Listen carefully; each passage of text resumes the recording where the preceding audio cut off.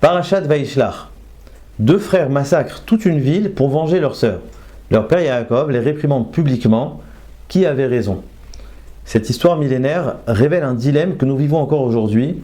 Faut-il défendre notre identité, se venger, imposer la justice, quitte à ignorer l'opinion internationale, ou plutôt privilégier notre image au risque de perdre nos valeurs? Et de manière générale, devons-nous mettre plus d'énergie dans le fait de nous protéger, ou au contraire dans le fait de diffuser, de faire rayonner notre lumière? Nous allons découvrir un éclairage extrêmement intéressant à travers la paracha. Comme nous savons, après que Dina a été prise de force par Shechem ben Hamor, a été violentée, eh bien Yaakov, le verset nous dit Vecherish Yaakov s'est tu, il garda le silence. Ce silence est très contrasté par rapport à la réaction des Shvatim qui va suivre. Donc les Shvatim arrivent du champ, et le pasuk nous dit Vait atsev alibam, vaicharlem, etc. se sont attristés, se sont mis en colère. Comment une abomination, une infamie pareille a pu avoir lieu au cœur même de notre famille? Donc nous voyons ici deux comportements, deux attitudes totalement opposées, où Yaakov va se taire, alors que ses enfants vont se plaindre, vont être en colère. Mais dans la suite de l'histoire, l'opposition entre Yaakov et ses enfants est encore plus explicite. Les habitants de Shrem donc vont proposer une alliance, faire un brit avec les Bnei Yaakov pour pouvoir se marier ensemble, etc. Chose à laquelle les enfants de Yaakov vont accepter, mais à une seule condition, de faire circoncire tous les garçons de la ville. Eh bien c'est ce qui va se passer, mais comme nous le savons, le verset raconte que ce n'était qu'une ruse, puisque Shimon et Lévi se sont levés le 3e jour de la Brit Mila, et ont exterminé tous les mâles, tous les garçons donc de la ville. Et sur ce, Yaakov a une réaction, les a réprimandés en leur disant Achartem oti l'abisheni biyoshev haaretz, etc. Vous m'avez dégradé, vous m'avez rendu détestable aux yeux des habitants de la ville. Et Yaakov continue en disant nous sommes une minorité, nous sommes une poignée d'hommes, qu'allons-nous faire face à tous ces peuples qui risquent de se lever contre nous? Et la réaction des Shvatim est très surprenante. Tout simplement, ils vont dire la fameuse phrase Akezona et aset achotenu. Est-ce que nous allons laisser notre sœur être traitée comme une prostituée?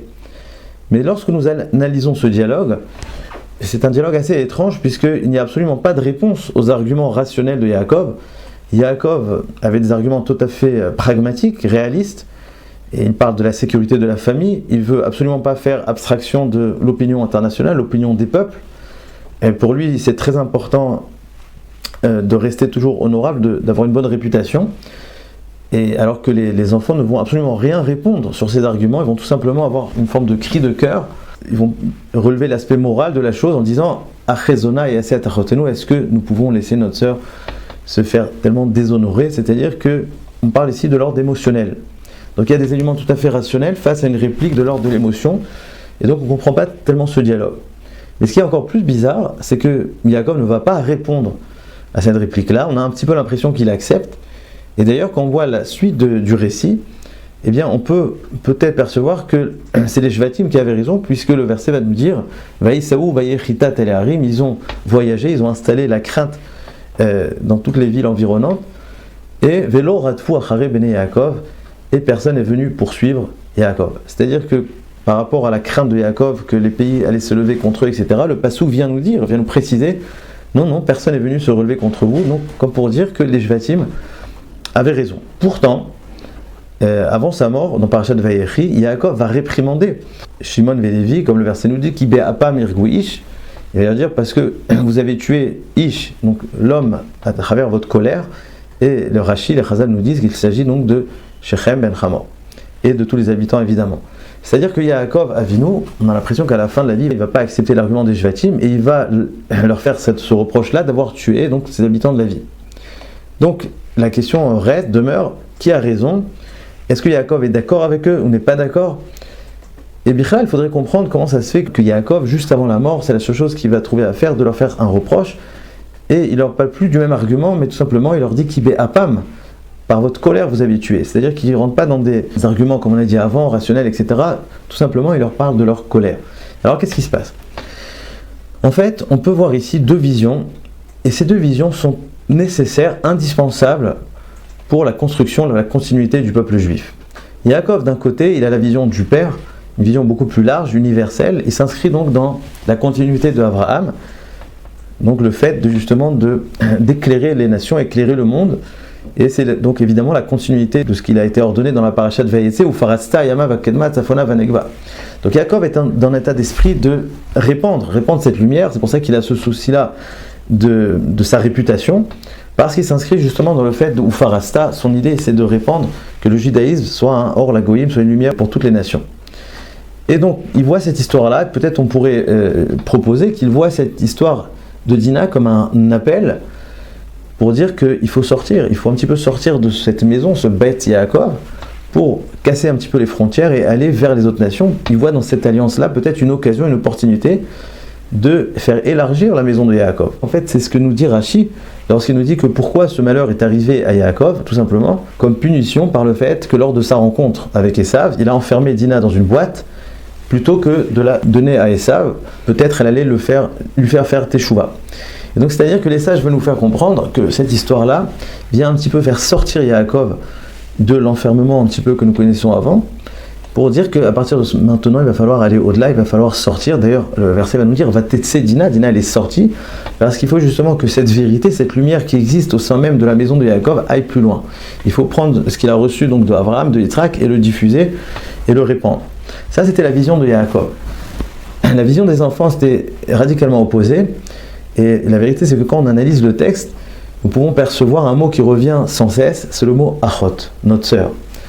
Et les Shvatim vont se focaliser, se concentrer sur un sentiment profond de fraternité. Comment nous allons laisser notre sœur se faire déshonorer? Comment nous allons pas rétablir donc le kavod de notre sœur? Ce qui les intéresse ici, c'est notre sœur. Donc Shimon et Lévi étaient habités par un seul objectif, rétablir le kavod de Dina, le kavod de la famille. Et c'est pour ça que dans cette optique-là, pour eux, c'était impensable de parler d'alliance. Car on ne peut pas parler d'alliance lorsque cela découle d'un acte de barbarie. C'est vrai qu'il faut diffuser notre lumière, etc., mais à partir du moment où toute cette histoire-là de Dina est le résultat de cet acte-là ignoble de la part de Shrem, pour eux, on ne pouvait pas avancer et créer une shoot à foot. Donc cette proposition de faire la Brit Mila, etc., comme nous dit le Malbim d'ailleurs, c'était une mascarade, il n'y avait aucune sincérité. Le Malbim dit qu'ils étaient là juste pour prendre l'argent de Yaakov, et c'était exactement ce que voyaient Shimon et Lévi. Pour eux, tous les habitants de la ville, du fait même qu'ils ont fait cette Brit Mila, qu'ils se sont inscrits dans cette démarche-là, eh bien ils étaient mêlés à cela, et c'est pour cela qu'ils ont pensé que c'était Nachon, c'était juste de tuer tous les hommes de la ville. De cette optique-là, leur réponse de Akezona et Aset Achotenu, comment nous pouvons traiter notre sœur comme une zona, eh bien, il y avait oui une réponse par rapport à la crainte de Yaakov, et comme nous dit une idée extraordinaire ici, le Sforno, c'est que lorsque nous sommes intègres dans notre démarche, lorsque nous sommes là, pas simplement pour venger, mais venger pour protéger, pour préserver notre identité, pour rétablir le kavod, l'honneur de la famille de Yaakov, de Dina, eh bien, il n'y a rien qui peut aller à l'encontre, ça va au-delà de tout raisonnement rationnel. Et comme nous voyons dans la suite du texte, Velo Ratfua Hare Bene Yaakov, personne n'est venu contre eux. Si aujourd'hui nous voyons toutes sortes de pays qui parlent contre nous, etc., c'est parce que nous-mêmes, nous ne sommes pas sûrs de nous. Nous-mêmes, nous avons des hésitations au sein du peuple. Mais si nous sommes radicaux dans notre démarche, évidemment, en étant intègres, eh bien, Velo Ratfua Hare Bene Yaakov, personne ne va se lever contre nous. Mais si nous posons la question, si c'est ainsi, pourquoi Yaakov n'était pas d'accord? Si c'est ainsi, pourquoi Yaakov, à la fin de sa vie, va oui les réprimander, alors que pourtant, on a presque l'impression qu'il a accepté leur message, on a l'impression que c'est eux qui ont eu raison. En fait, Yaakov n'a absolument pas remis en question l'acte.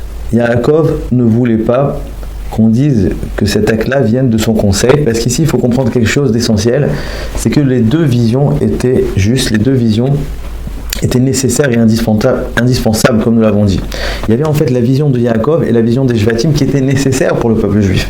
La vision de Yaakov, c'était une vision de père.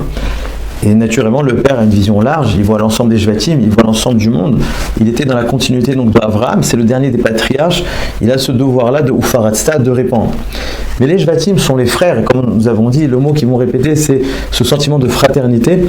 Eux, ils ne sont pas dans cette optique-là de Yaakov, de devoir répandre, mais ils sont dans l'optique, dans la vision de fraternité, de protéger l'identité, protéger Dina, protéger la maison, etc.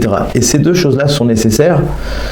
Et c'est pour cela que Yaakov va simplement parler dans Parashat Vayechi. Il s'agit là-bas dans cette paracha de définir qui va être le Bechor, qui va être le Meler. Et tout simplement, il leur dit, pour être le Meler, il faut ni être comme Reuven qui était Paziz, mais ni être comme Shimon et Lévi qui se sont concentrés sur l'identité. Il faut avoir une vision plus large. C'est ça qu'il veut leur dire dans Parashat Vayechi. Mais si on part dans l'absolu, est-ce que ce qu'ils ont fait Shimon et Lévi était bien? Oui, c'était bien et c'est indispensable. Et on a besoin de ces deux voies-là. Et jusqu'aujourd'hui, si on pose la question, est-ce qu'il faut plus se protéger ou alors être occupé à diffuser la lumière? La réponse, c'est qu'il faut les deux. Les deux visions doivent résonner en nous. La voix de Yaakov et la voix de Shimon et Lévi doivent résonner en nous, comme nous avons dit, la voix du père et la voix du du frère.